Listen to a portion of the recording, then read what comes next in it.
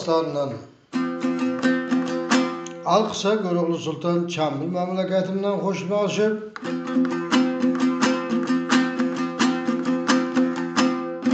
Xafa bolma yeki yarım deb Yunus Misqal parlar bilan hoşlaşıp yer yurt bilan xayrlaşıp Halkı sultanına ağzıl tilaşıp ko'ngli boşları jilaşıp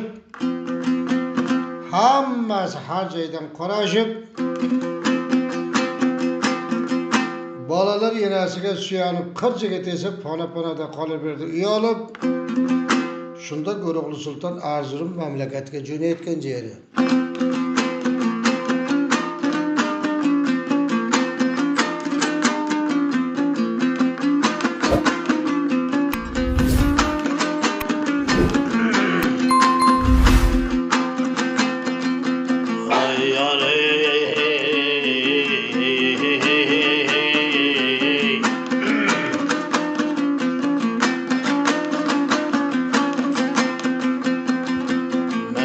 attım biriga qamchini ushlab qo'liga yaxshilar madadkor bo'lsin Göroğlu Sulton jo'liga bismillah deb chiqaverdi qarang Malikning cho'liga eson omon yetib borsin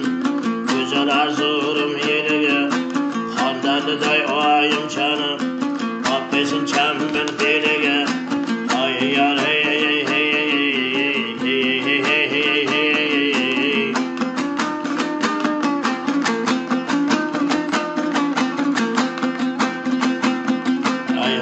Çınardı çözülüp, ayağı yerden üzülüp, kıyağı teyin tağı taş, çanıp kalardı bozulup, denmeden teylep cünedim, kız gelinday süzülüp, bedeniden akan ter,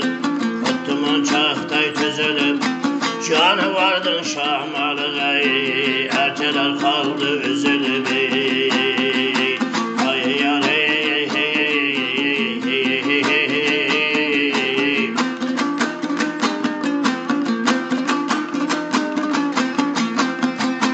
Köklerde uçup baradır, bulutlu koşup baradır, gahı çaylarda canıdan geçip baradır,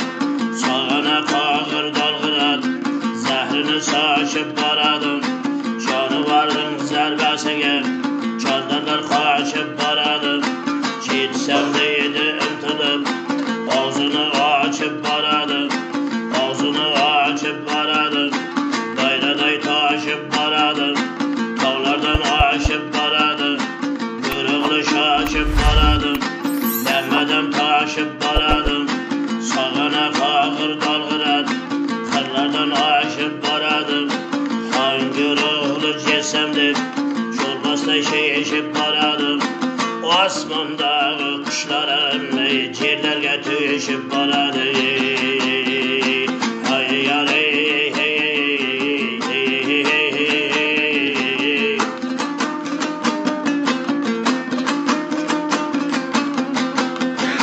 İki közü canadır, osmanın cıldızuday,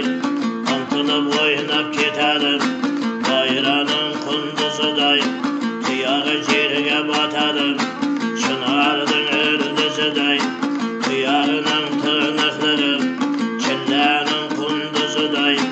burnudan çıkan demleri, kahratanın muzuday, bedenidagi holları, sululardın közüday, bedeniden tiragar,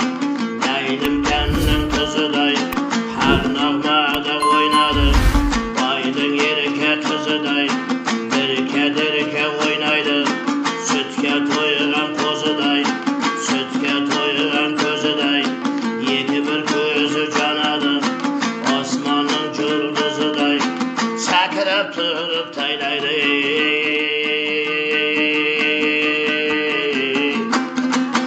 Bayranın kunduzuday,